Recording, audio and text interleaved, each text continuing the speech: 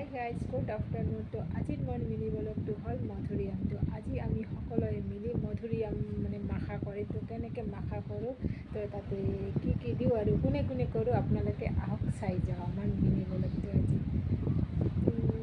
আহক চব মধুৰিআম আজি আমি গোটেইখানে এইবিলাক মাখা কৰি খাম।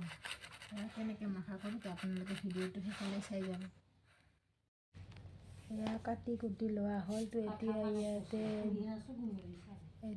জ্বালাৰ গুড়ি, তাৰপিছত নিমখ আৰু কিবা এটা অইল দিয়া হৈছে। এইবাৰ অকণমান মিঠাতেল দি আছে। তাৰপিছত ইয়াতে মছলা গুড়ি দিয়া হৈছে 2 ৰকমৰ, সেইটো দেখুওৱা নহ'ল। এতিয়া সানি ল'ব।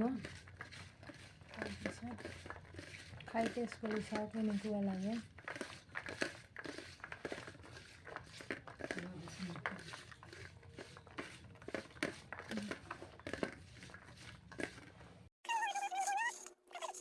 এতিয়া আমাৰ ভৰ্তাটো ক্লিয়াৰ হ'ল। এতিয়া খাই চাম কেনেকুৱা লাগে।